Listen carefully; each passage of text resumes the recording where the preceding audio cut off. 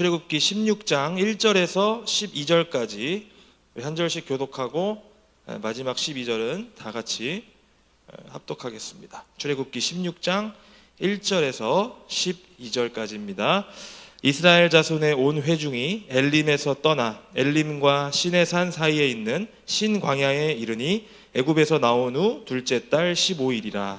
이스라엘 자손 온 회중이 그 광야에서 모세와 아론을 원망하여 이스라엘 자손이 그들에게 이르되 우리가 애굽 땅에서 고기 가마 곁에 앉아 있던 때와 떡을 배불리 먹던 때에 여호와의 손에 죽었다라면 좋았을 것을 너희가 이 광야로 우리를 인도해 내어 이 온 회중이 줄여 죽게 하는도다. 그때 여호와께서 모세에게 이르시되 보라 내가 너희를 위하여 하늘에서 양식을 비같이 내리리니 백성이 나가서 일용할 것을 날마다 거둘 것이라.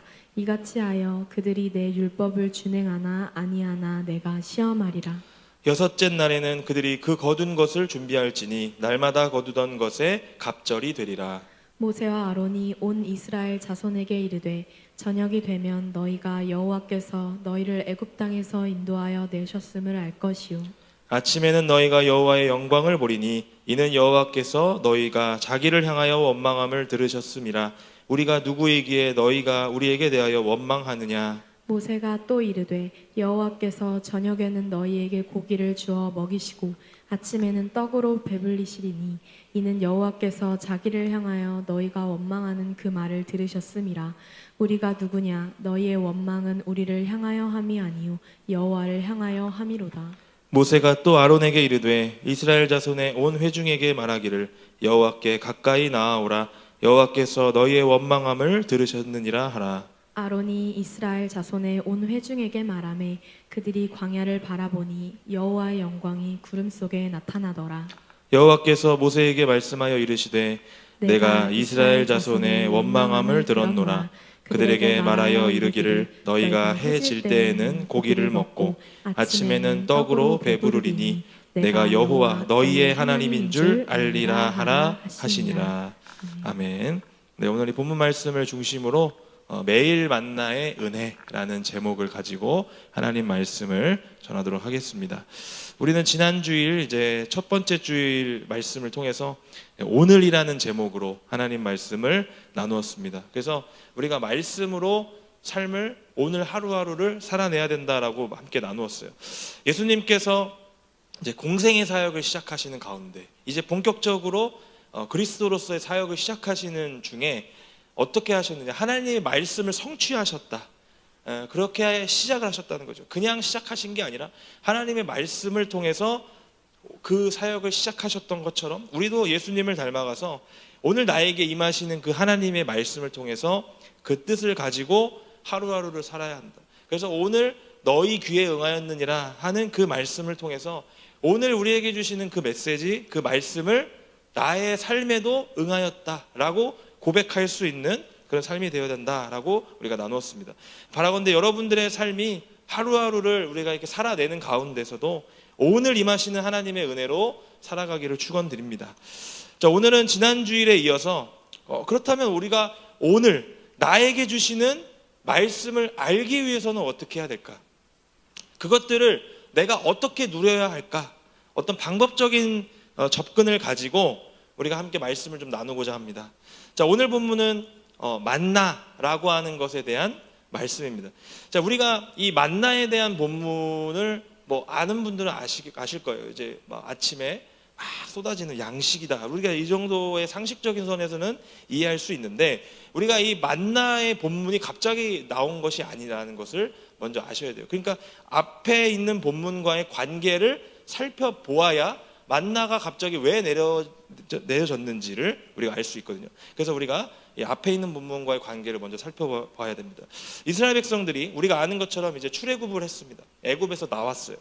그 과정 속에서 이스라엘 백성들은 단순히 그냥 애굽에서 나오는 게 아니었다는 거죠. 그냥 마치 우리가 이사 가고 싶어서 이사를 가는 거로 우리가 생각하는 것이 아니라 하나님이 어떤 분인지를 알게 되었다라는 것이 더 중요합니다. 그래서 이를 보여주는 본문이 하나가 있는데 출애굽기 6장 1절 본문 말씀 우리 다 같이 한번 읽어보겠습니다. 여호와께서 모세에게 이르시되 이제 내가 바로에게 하는 일을 내가 보리라. 강한 손으로 말미암아 바로가 그들을 보내리라. 강한 손으로 말미암아 바로가 그들을 그의 땅에서 쫓아내리라. 아멘. 아주 중요한 본문 말씀입니다. 출애굽기 6장 1절 본문이 왜 중요하냐면 하나님께서 이스라엘 백성들을 애굽에서 내보내시는 이유, 또 내보내는 과정, 내보내기 위한 모든 조건적인 부분들이 하나님의 뭐로? 강한 손으로 이루어졌다라는 것을 말씀하시기 때문에 굉장히 중요합니다. 그러니까 이스라엘 백성들이 자신의 의지로, 자신의 생각으로, 마음으로 출애굽을 한 게 아니라 하나님께서 어떤 의도가 있으셨기 때문에 특별히 그 강한 손은 뭘 뜻합니까? 하나님의 권능, 하나님의 그 능력을 보여주셨다라는 겁니다. 그래서 하나님은 강한 손으로, 권능의 손으로 말미암아 애굽의 바로를 움직이셨다. 그리고 이스라엘 백성들을 나가도록 하셨다는 겁니다. 계속해서 하나님이 권능을 보여주셨다는 거죠. 그냥 바로가 이스라엘 백성들을 너네 나가, 내보낼 거야 한 게 아니라 하나님께서 바로의 마음을 움직이시도록 계속해서 그 과정이 있었다라는 것을 기억해야 됩니다. 우리가 얼마나 놀라운 기적들이 일어났는지 우린 다 알고 있습니다. 우리 상식적으로 우리가 교회를 좀 오래 다니신 분들은 얼마나 놀라운 기적들이 일어났는지 다 알고 있어요. 자, 그뿐만이 아니에요. 하나님은 이스라엘 백성들을 애굽에서 나오게 하시는 중에 홍해를 건너게 하셔요. 애굽 군대가 쫓아오고 앞에는 바다입니다. 이 풍전등화의 상황 속에서 하나님은 놀랍게도 바다를 가르십니다. 그러니까 우린 죽게 되었구나. 앞에는 바다고 뒤에는 애굽 군대가 쫓아오는데 우린 죽게 되었구나. 그런데 바다를 갈라버리신다는 거죠. 그 마른 땅을 이스라엘 백성들로 하여금 건너가게 하셔요. 이렇게 하나님의 놀라운 권능을 경험하는 가운데 이스라엘 백성들은 그 구원을 이루신 하나님을 찬양하는 모습을 보여줍니다. 우리 출애굽기 15장 1절에서 2절 말씀, 또 길지만 또 다 같이 한번 읽어보게요. 이때에 모세와 이스라엘 자손이 이 노래로 여호와께 노래하니 일러스되 내가 여호와를 찬송하리니 그는 높고 영화로우시며 말과 그 탄 자를 바다에 던지셨음이로다. 여호와는 나의 힘이요 노래시며 나의 구원이시로다. 그는 나의 하나님이시니 내가 그를 찬송할 것이요 내 아버지의 하나님이시니 내가 그를 높이리로다. 아멘. 모세와 이스라엘 백성들이 홍해를 건너게 하셔서 구원의 놀라운 은총을 베푸신 하나님을 찬양합니다. 얼마나 놀랍겠습니까? 바다가 갈라지고 그 바다를 마른 땅으로 건넌 사람, 세상이 얼마나 되겠습니까? 그 놀라운 은총을 찬양할 수밖에 없었어요. 그래서 뒤에 나오는 부분들은 이제 모세의 누이였던 미리암이 같이 찬양하고 같이 춤추고 축제 현장이 되는 그 모습을 볼 수 있다는 거죠. 자, 이를 통해서 우리가 알 수 있는 것은 무엇이냐? 구원은 전적으로 하나님께서 이루시는 영역이라는 거예요. 그러니까 하나님의 은혜로 이스라엘 백성들이 구원을 얻었다라는 것을 홍해 사건을 통해서 우리는 다시 한번 볼 수 있죠. 하지만 이렇게 구원받은 자들은 그렇게 찬양하고 그 구원을 높이고 하나님을 나의 하나님으로 고백하는 그들이 곧 문제를 마주치게 된다는 겁니다. 그 문제는 무엇이었느냐? 바로 생명을 유지하는 것에 대한 문제를 마주하게 된다는 거예요. 다시 말하면 극히 현실적인 문제를 마주하게 되었다는 것입니다. 첫 번째는 어떤 문제? 물에 대한 문제였어요. 사람이 먹을 수 있는, 마실 수 있는 물에 대한 것. 두 번째는 먹고 누릴 수 있는, 생명을 유지할 수 있는 양식에 대한 문제가 이들 앞에 이제 나타나게 된다는 거예요. 자, 이들이 이때부터 원망을 쏟아내기 시작합니다. 아무렇지도 않게 모세와 아론에게 하나하나씩 원망하기 시작합니다. 지금까지 자기들이 겪어왔던 그 놀라운 기적들, 구원은 다 잊어버렸습니다. 하나님의 은혜를 다 잊어버렸어요. 하지만 그럴 때마다 하나님은 이들의 원망을 그냥 외면하지 않으시고 들으셨습니다. 그래서 출애굽기 15장에 보면 쓴 물로 말미암아, 마라라고 하는 그 쓴 물로 말미암아 고통당할 때에는 하나님께서 여호와 라파 하나님, 즉 치료하시는 여호와의 능력을 보여주시면서 그 쓴 물의 근원을 고쳐주셔요. 그래서 이들이 먹을 수 있는 물로 바꿔주시고 이들의 생명을 유지할 수 있도록 도와주십니다. 자, 그리고 더 나아가서 15장 하반절에 보면 엘림이라고 하는 곳으로 이스라엘 백성들을 인도하셔요. 성경은 이 엘림이라는 곳을 이렇게 기록하고 있습니다. 우리 출애굽기 15장 27절 말씀 다 같이 읽겠습니다. 그들이 엘림에 이르니 거기에 물샘 12과 종려나무 이른 그루가 있는지라 거기서 그들이 그 물 곁에 장막을 치니라. 아멘. 자, 엘림은 어떤 곳으로 우리가 기록되고 있느냐? 물샘 열둘, 종려나무 이른 그루가 있는. 그러니까 성경에서 12라는 숫자, 70이라는 숫자는 어떤 걸 뜻합니까? 완전하다. 그러니까 이곳은 어떤 곳이냐? 완전히 생명이 넘치고 완전하게 그들을 회복시키시고 그들을 장막을 치고 그들이 계속해서 회복할 수 있는 하나님의 놀라운 은혜가 있는 넘치는 곳이라고 기록하고 있는 것이죠. 하지만 여기서도 이스라엘 백성들은 원망을 그칠 줄 모릅니다. 이제 다시 이들은 광야에 이르게 됩니다. 오늘 1절 말씀해 보시면 이들이 어떻게 됩니까? 엘림을 떠나 엘림과 엘림의 사이에 있는 광야에 이르게 된다는 거죠. 이 광야에 이르자 다시 한번 이들은 원망하는 삶을 살게 된다는 겁니다. 오늘 본문 16장 2절에서 3절까지의 말씀입니다. 이스라엘 자손 온 회중이 그 광야에서 모세와 아론을 원망하여 이스라엘 자손이 그들에게 이르되 우리가 애굽 땅에서 고기 가마 곁에 앉아 있던 때와 떡을 배불리 먹던 때에 여호와의 손에 죽었더라면 좋았을 것을 너희가 이 광야로 우리를 인도해 내어 이 온 회중이 주려 죽게 하는도다. 이렇게 말하는 거죠. 자, 이들은 엘림이라고 하는 하나님의 그 놀라운 은총, 완벽하게 회복시키시고 완벽하게 살리시고 생명이 넘치는 그곳에서 광야로 다시 들어가게 되자 이제는 양식에 대한 원망을 쏟아놓습니다. 우리가 읽었지만 2절 3절의 맨 마지막에 부분에 뭐라고 합니까? 죽게 되었다. 죽게 되었다. 이제는 이제 우리 이제 끝났다라는 거죠. 그러니까 이제 이 원망의 거의 극한에까지 내 삶의 어떤 극한에까지 이루어지자 죽게 생겼다고 이제 하나님을 원망하게 된다는 거죠. 그러자 하나님은 이들의 원망을 들으시고 하늘로부터 양식을 내리십니다. 그리고 이들의 생명을 유지할 수 있도록 도와주세요. 이것을 만나라고 합니다.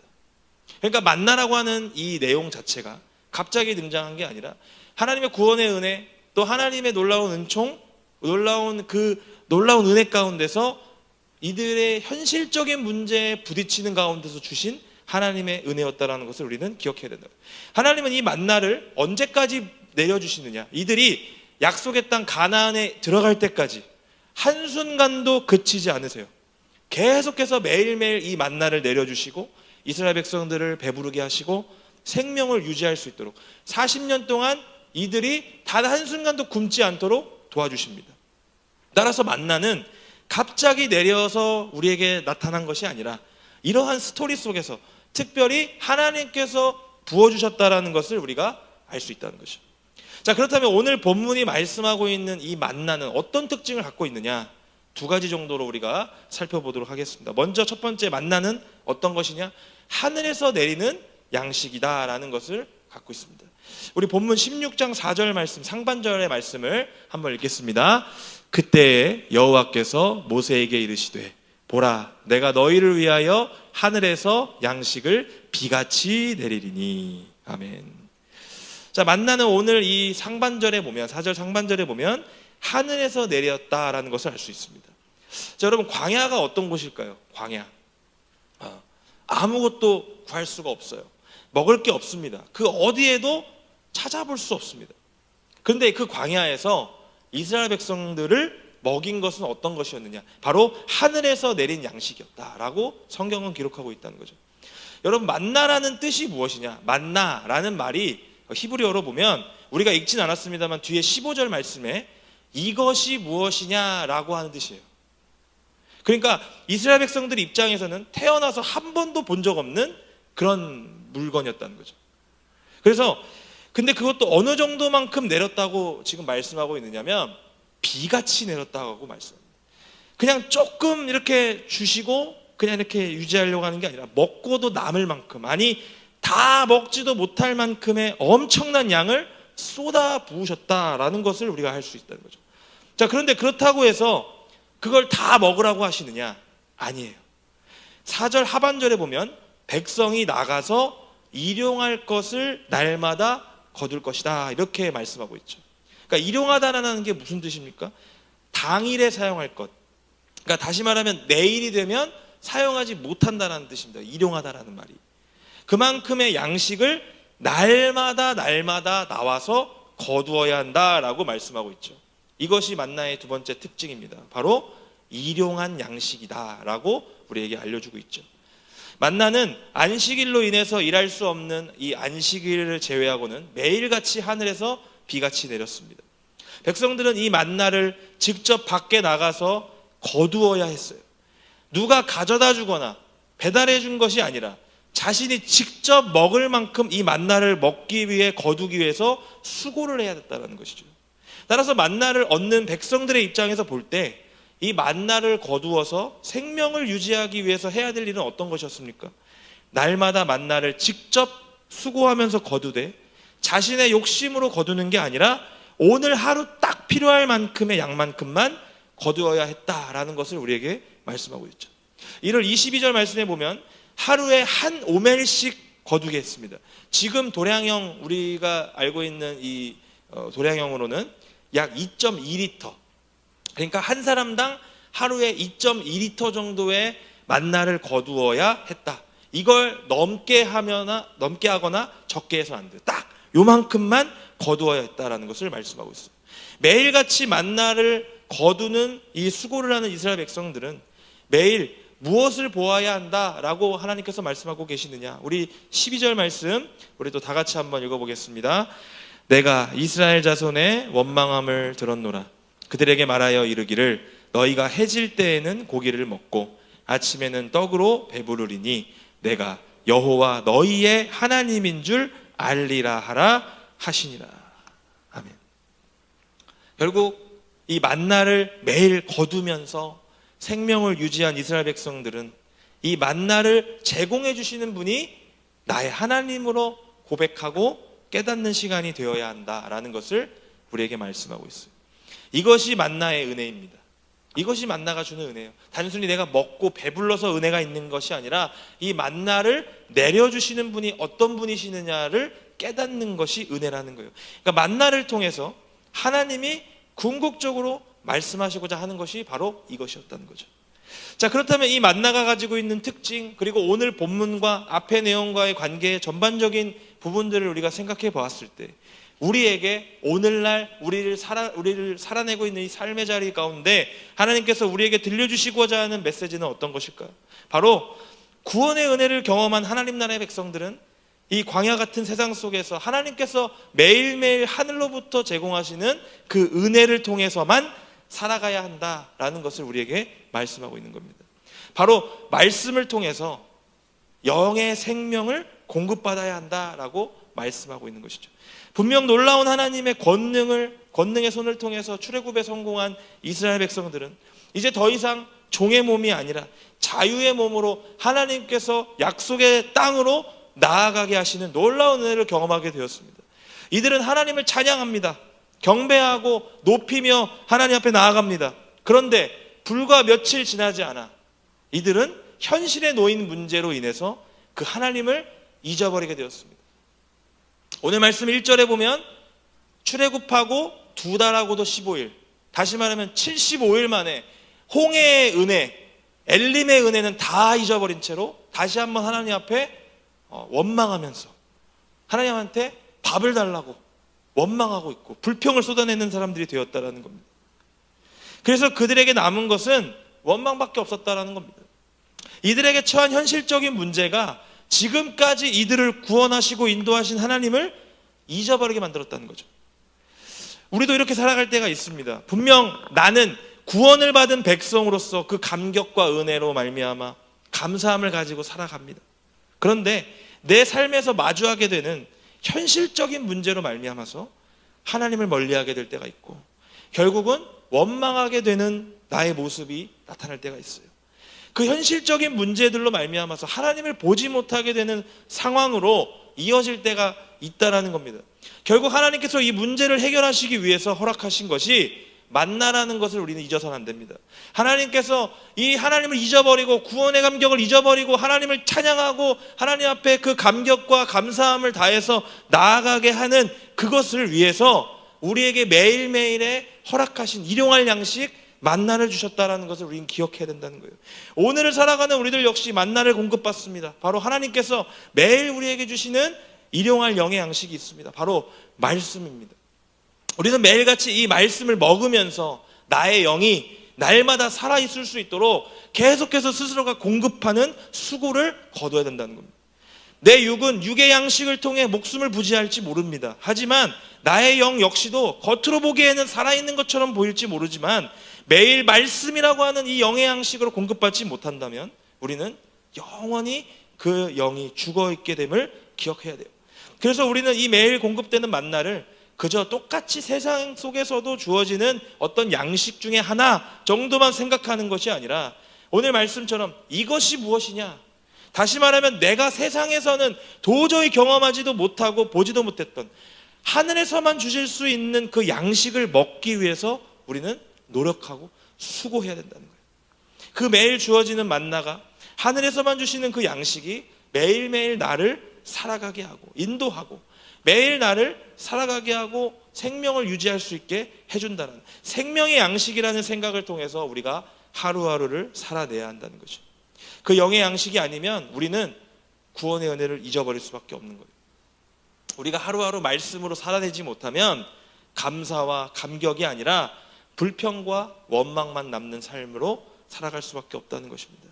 우리가 날마다 하늘에서 내리는 양식, 날마다 주시는 일용할 양식, 오직 주님께서만 주시는 그 만나를 누려야만 하나님의 은혜를 깨달으며 살아갈 수 있다는 것입니다. 바라건대 올해 여러분들을 이끌어가는 영의 양식이 다른 것이 아니라 바로 하나님의 은혜의 말씀이 될 수 있기를 주님의 이름으로 축원드립니다. 매일 마주하면서 읽는 그 말씀이 나에게 방향을 제시할 수 있고 또 위로를 주고 격려를 주고 오늘 하루를 살아갈 수 있는 나의 능력이 되기를 소망합니다. 그리고 가끔은 이 말씀을 통해 제멋대로 살아가는 내 마음 가운데 찔림도 허락하시고 또 때로는 돌이키게도 하시는 그런 하나님의 능력이 될 수 있기를 소망합니다. 그래서 이 말씀으로 내가 오늘도 여전히 하나님 안에서 살아간다라는 것을 깨달을 수 있게 되기를 소망합니다. 더 나아가서는 광야와 같은 세상 속에서 여전히 하나님이 나와 함께 계심을 깨달으며 감사할 수 있는 하나님의 영원한 영의 양식이 될 수 있기를 축원드립니다. 오늘 말씀을 정리합니다. 오늘을 살아가는 우리들에게 하나님은 매일같이 양식을 내려주고 있습니다. 우리는 그 양식으로 힘을 얻어서 광야 같은 세상 속에서 살아갈 힘을 얻게 돼요. 이를 예수님께서는 신약에서 이렇게 말씀하고 계십니다. 요한복음 6장 32절에서 35절까지 좀 길지만 다 같이 한 목소리로 읽겠습니다. 예수께서 이르시되 내가 진실로 진실로 너희에게 이르노니 모세가 너희에게 하늘로부터 떡을 준 것이 아니라 내 아버지께서 너희에게 하늘로부터 참떡을 주시나니 하나님의 떡은 하늘에서 내려 세상에 생명을 주는 것이니라. 그들이 이르되 주여 이 떡을 항상 우리에게 주소서. 예수께서 이르시되 나는 생명의 떡이니 내게 오는 자는 결코 줄이지 아니할 터이요 나를 믿는 자는 영원히 목마르지 아니하리라. 아멘. 많은 무리들을 오병이어의 기적으로 먹이시고 배불리신 예수님에게 이튿날 무리들이 다시 한번 찾아옵니다. 왜 찾아왔을까요? 이들은 예수님을 세상적인 왕으로 생각한 겁니다.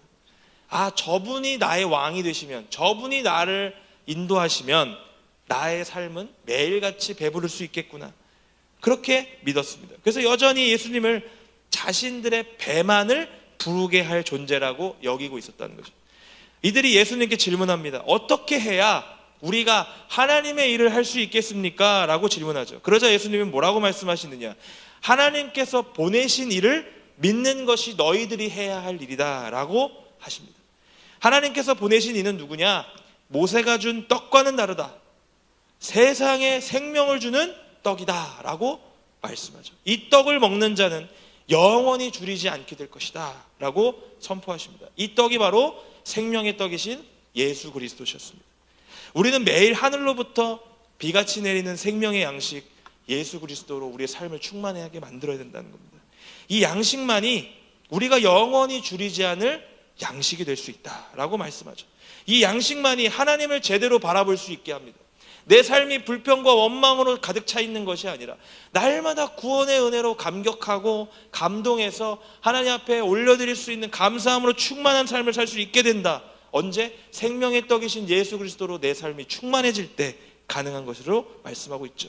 이 양식만이 하나님께서 우리의 함께 하심을 볼 수 있게 합니다. 세상에서 우리의 영을 온전히 지키고 살아가게 만드는 유일한 양식이 되게 한다는 것입니다. 사랑하는 청년 여러분들, 매일 하늘로부터 공급되는 생명의 양식을 먹으며 살아갈 수 있기를 축원드립니다. 그 양식은 우리가 영원히 줄이지 않고 우리의 영을 날마다 새롭게 합니다. 바로 예수 그리스도를 통하여 주시는 생명의 말씀인 것입니다.